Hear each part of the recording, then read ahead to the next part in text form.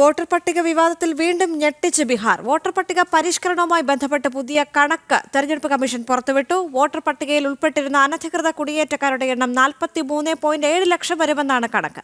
Supreme കോടതിയിൽ സമർപ്പിച്ച സത്യവാങ്മൂലത്തിലാണ് കണക്ക് നൽകിയിരിക്കുന്നത്. ശ്രീകാന്ത് ചേരുന്നുണ്ട് ഡൽഹിയിൽ നിന്ന് കൂടുതൽ വിവരങ്ങളുമായി. ശ്രീകാന്ത്, ഇപ്പോൾ വോട്ടർ പട്ടിക പരിഷ്കരണവുമായി ബന്ധപ്പെട്ടുള്ള ചില ഞെട്ടിക്കുന്ന കണക്കുകൾ പുറത്തേക്ക് വന്നിരിക്കുകയാണ്. തെരഞ്ഞെടുപ്പ് കമ്മീഷനാണ് ഈ കണക്കുകൾ പുറത്തുവിട്ടിരിക്കുന്നത്. വോട്ടർ പട്ടികയിൽ ഉൾപ്പെട്ടിരുന്ന അനധികൃത കുടിയേറ്റക്കാരുടെ എണ്ണം 43.7 ലക്ഷം വരുമെന്നാണ് ഇപ്പോൾ കണക്കുകൾ സൂചിപ്പിച്ചിരിക്കുന്നത്. വളരെ പ്രധാനപ്പെട്ട മറ്റ് വിവരങ്ങൾ എന്തൊക്കെയാണ്?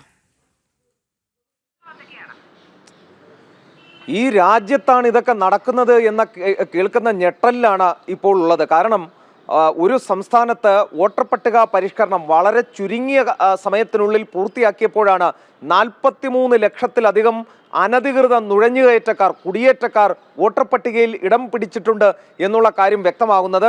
ബംഗ്ലാദേശ്, മ്യാൻമാർ, നേപ്പാൾ എന്നിവിടങ്ങളിൽ നിന്നുള്ളവരാണ് ഈ വോട്ടർ പട്ടികയിൽ ഇടം പിടിച്ചിരുന്നത്. 2003 ശേഷമുള്ള വോട്ടർ പട്ടിക പരിഷ്കരണം ഇതാദ്യമായാണ് SIR നടക്കുന്നത്. അതിലാണ് ഈ കണ്ടെത്തൽ.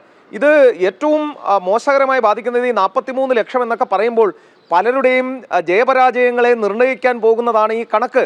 ഇത് കണ്ടില്ലെന്ന് നടിക്കാൻ ഇനിയും കഴിയില്ല എന്നുള്ളതാണ് സാഹചര്യം. ഇത് ബീഹാറിലെ മാത്രം കണക്കാണ്. അസമും ബംഗ്ലാദേശും ഒക്കെ വരുമ്പോൾ ഈ രാജ്യം ഞെട്ടിത്തരിക്കാൻ പോകുന്നേ ഉള്ളൂ എന്നുള്ളതാണ് വസ്തുത. ചുമ്മാതല്ല കോൺഗ്രസും ഇന്ത്യ സഖ്യവും ഇതിനെ എതിർത്തത് എന്നുള്ളത് വ്യക്തമാവുകയാണ്. വോട്ടർ പട്ടികയിൽ ഉൾപ്പെടുന്ന അനധികൃത കുടിയേറ്റക്കാരുടെ എണ്ണം 43.7 ലക്ഷം വരും എന്നുള്ളതാണ് കണക്ക്. സുപ്രീം കോടതിയിൽ സമർപ്പിച്ച സത്യവാങ്മൂലത്തിലാണ് ഇക്കാര്യം ചൂണ്ടിക്കാട്ടുന്നത്.